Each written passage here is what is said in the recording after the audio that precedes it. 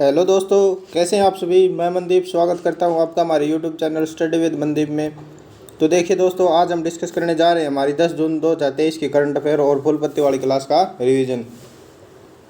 तो देखिए दोस्तों, हाल ही में किस देश की पनडुब्बी निर्माता थ्रीशेन क्रूप मशीन सिस्टम ने पनडुब्बी निर्माण के लिए 43,000 करोड़ का समझौता किया। मतलब जो ये थिनशेन क्रून मशीन जो सिस्टम कंपनी है, ये कहाँ की है? ये जर्मनी की कंपनी है। और इसने किसके साथ समझौता किया है? इसने समझौता मझगांव डॉक लिमिटेड के साथ समझौता किया, जो कि हमारे भारत की है। इनका जो उद्देश्य क्या होगा, ये इस समझौते के तहत 6 पनडुब्बियाँ बनेंगी और इसके अंदर कुल कितना खर्चा आएगा? 43,000 करोड़ का इसके अंदर खर्चा आएगा। और जो ये 6 पनडुब्बी बनाने का जो प्रोजेक्ट है, उसका नाम क्या है? Project 75I। मतलब 75 फर्स्ट इस प्रोजेक्ट का नाम होगा। आगे देखिए दोस्तों, HDW क्लास की ये जो पनडुब्बी बनेंगी, लंबे समय तक ये जो पनडुब्बी पानी के अंदर रह सकेंगी। वर्तमान में भारत के पास 16 पनडुब्बी हैं। हिंद महासागर को कवर करने के लिए कुल 24 पनडुब्बियों की आवश्यकता है। मतलब कि जो ये थिनशेन क्रूप जो मशीन सिस्टम कंपनी ने जो समझौता किया, वो किस देश की कंपनी? वो जर्मनी कंपनी। और समझौता किसके साथ किया? मझगांव डॉक लिमिटेड के साथ समझौता किया है। 43,000 करोड़ इसके अंदर खर्चा आएगा। 6 पनडुब्बी इस प्रोजेक्ट के अंदर बनाई जाएंगी। जो प्रोजेक्ट का नाम हो क्या? प्रोजेक्ट 75 फर्स्ट इस प्रोजेक्ट का नाम है। HDW क्लास की ये पनडुब्बी बनेगी, लंबे समय तक समुद्र के अंदर ये रह सकेंगी। वर्तमान में भारत के अंदर 16 पनडुब्बी हैं। हिंद महासागर को कवर करने के लिए भारत को कितनी पनडुब्बियों की आवश्यकता है? 24 पनडुब्बियों की आवश्यकता है। क्वाड G7 प्लस क्वाड की बैठक कहाँ हुई है? जापान में। मतलब G7 और क्वाड की बैठक कहाँ हुई है? जापान के अंदर। प्रोजेक्ट 75 क्या है? भारत और फ्रांस के बीच हुआ था। इसके अंदर भी 6 पनडुब्बी बनेंगी। मतलब 75 1 है, वो किसके साथ हुआ था? प्रोजेक्ट 75 1 वो हुआ जर्मनी और मझगांव डॉक लिमिटेड के साथ। इसके भी अंदर 6 पनडुब्बी बनेंगी। प्रोजेक्ट जो 75 है, ये भारत और फ्रांस के बीच हुआ है। इसके अंदर भी 6 पनडुब्बी बनेंगी। आगे देखिए दोस्तों, यूएसए ने 21वीं सदी में आर्थिक सहयोग के लिए अटलांटिक डिक्लेरेशन एक्शन प्लान किसके साथ किया है? मतलब जो यूएसए ने अटलांटिक डिक्लेरेशन एक्शन प्लान किसके साथ किया? ये यूनाइटेड किंगडम के साथ किया। 8 जून 2023 को इस पर हस्ताक्षर हुए हैं। विश्व का सेकंड सबसे बड़ा महासागर अटलांटिक महासागर है। इस क्या करती है? ऐसा करके मतलब जो संसार का जो दूसरे नंबर का सबसे बड़ा महासागर है, वो कौन सा है? अटलांटिक महासागर। और पहला कौन सा है? प्रशांत महासागर। तो देखिए दोस्तों, आगे हम कुछ जलधाराओं के टाइप के बारे में पढ़ेंगे, कैसी है, गर्म है, ठंडी है, जलधाराओं के बारे में पढ़ेंगे। तो देखिए दोस्तों, जो लेब्राडोर जलधारा है, ये ठंडी जलधारा है। गल्फ स्ट्रीम गर्म जलधारा, एल नीनो गर्म जलधारा, एम्बोल्ड जलधारा ठंडी जलधारा, ला लीनो ठंडी जलधारा है। और देखिए एक बार फिर, ये जो है लेब्राडोर है ठंडी जलधारा, गल्फ स्ट्रीम गर्म जलधारा, एल नीनो गर्म जलधारा और एम्बोल्ड कैसी जलधारा है? ठंडी जलधारा। ला लीनो कैसी जलधारा है? ठंडी जलधारा। अब्राहम समझौता किन 2 देशों के बीच हुआ था? इजराइल और संयुक्त अरब अमीरात के बीच ये समझौता हुआ था। इब्राहिम समझौता किसके बीच हुआ था? इजराइल और UAE मतलब संयुक्त अरब अमीरात के बीच ये समझौता हुआ था। आगे देखिए दोस्तों, 29 जुलाई को वर्ल्ड टाइगर डे के रूप में मनाते हैं। मतलब ये पूछ ले कि वर्ल्ड टाइगर डे के रूप में कब मनाते हैं? 29 जुलाई को वर्ल्ड टाइगर डे के रूप में। भारत में 5G की शुरुआत कब हुई थी? 1 अक्टूबर 2022 को भारत के अंदर 5G की शुरुआत हुई।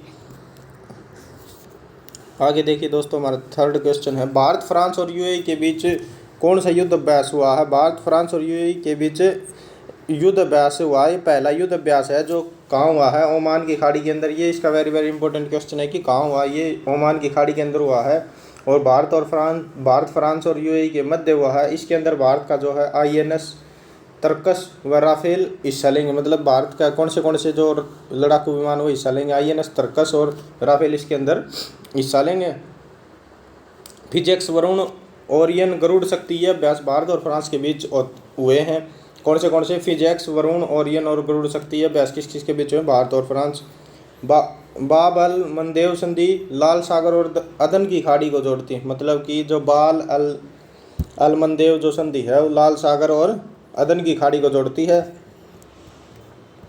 आगे देखिए दोस्तों, यूनेस्को के मिशेल बेस्टिक पुरस्कार 2023 से किसे सम्मानित किया गया? मतलब कि जो मिशेल बेस्टिक पुरस्कार 2023 वो किसे मिला है? तो ये जगदीश बाक्कन है, जो कि हमारे इंडिया के हैं और इंडिया के तमिलनाडु के हैं। ये एक वन्य जीव अधिकारी है। मतलब कि मिशेल बेस्टिक पुरस्कार किसे मिला है? जगदीश बाक्कन को। ये तमिलनाडु के हैं, ये एक वन्य जीव अधिकारी हैं। ये जो मिशेल बेस्टिक पुरस्कार को कौन सी संस्था देती है? ये यूनेस्को देती है। यूनेस्को का हेडक्वार्टर पेरिस, फ्रांस के अंदर है। ये जो पुरस्कार है एक वर्ष में 2 बार दिया जाता है। इसे द्विवार्षिक पुरस्कार कहते हैं। मन्नार राष्ट्रीय उद्यान संरक्षण के लिए नहीं ये पुरस्कार मिला। मतलब कि जो जगदीश बाक्कन है उन्हें ये पुरस्कार किस लिए मिला है? मन्नार राष्ट्रीय उद्यान के संरक्षण के लिए पुरस्कार मिला। ये जो उद्यान है ये तमिलनाडु और श्रीलंका के बीच है। 1982 में इसे राष्ट्रीय उद्यान का दर्जा दिया गया था।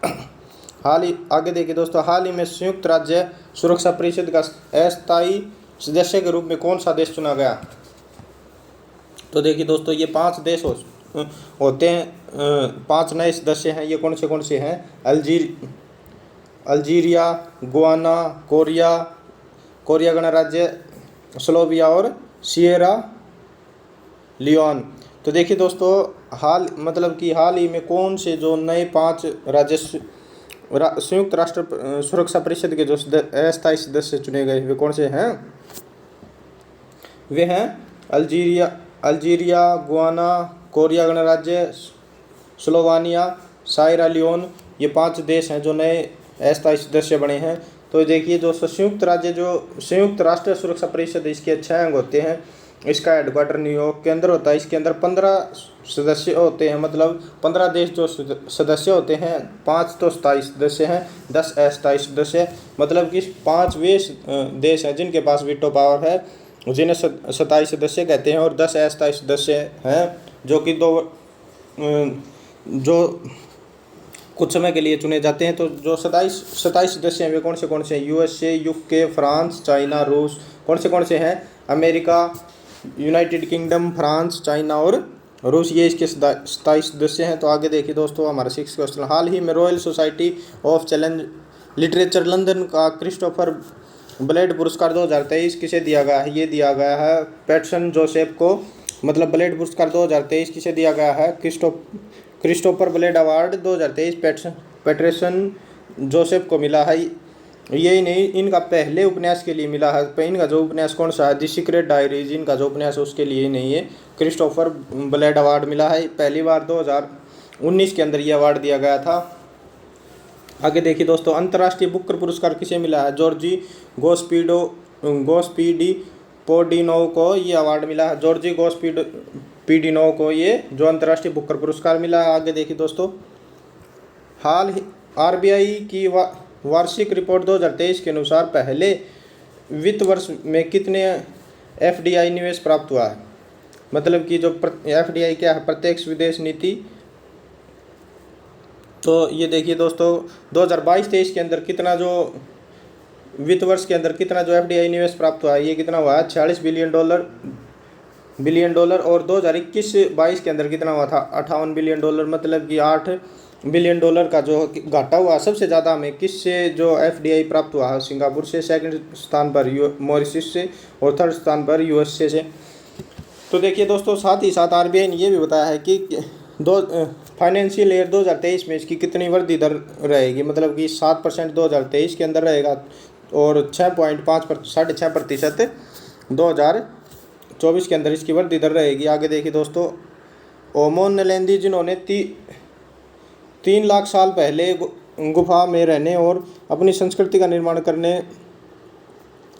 किया था, हाल ही में इसके अवशेष कहाँ से मिले? मतलब कि जो होमो निलेंदी उनके जो अवशेष हैं वो कहाँ से मिले हैं? साउथ अफ्रीका से मिले हैं।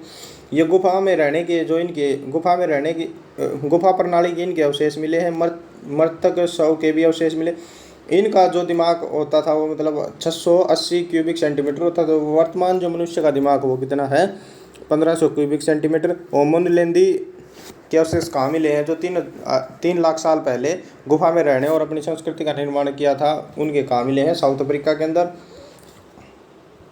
आगे देखिए दोस्तों, बिरसा मुंडा, इनकी हाल ही में इनकी 129वीं जयंती मनाई गई है। इन्हें धरती बाबा और चमत्कारी बाबा के नाम से भी जाना जाता है। 9 जून 1900 को इनका निधन हो गया था।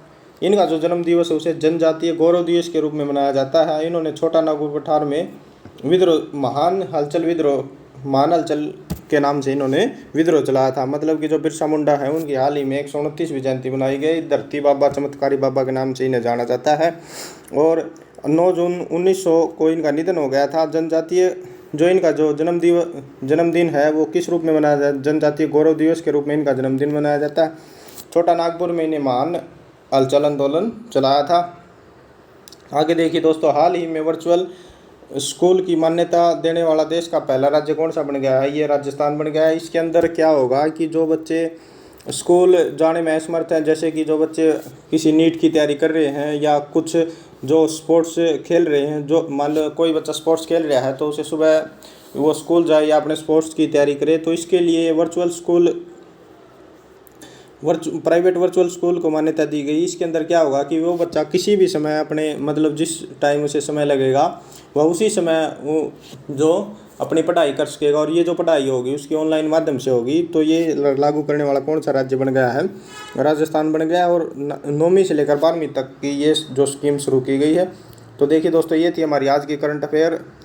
तो लगातार हमारे चैनल से जुड़े रहने के लिए study with Mandeep YouTube channel को सब्सक्राइब कीजिए और अपने दोस्तों के साथ भी शेयर कीजिए ताकि हमारा मनोबल बढ़ता रहे। और हमने साथ ही साथ HSC ग्रुप डी के लिए साइंस की सीरीज स्टार्ट कर रखी है, जिसके अंदर हमने अब तक 6th क्लास के 10th लेसन तक कवर कर लिया। और HSC ग्रुप डी के पेपर से पहले हम 6 से लेकर 10th तक का NCERT का साइंस का पूरा सिलेबस कंप्लीट करवा देंगे। दोस्तों, हम आपका एक नंबर भी नहीं कटने देंगे। बिल्कुल बेसिक से लेकर बिल्कुल हाई लेवल तक साइंस आपको करवाई जा रही है। जय हिंद, जय भारत दोस्तों।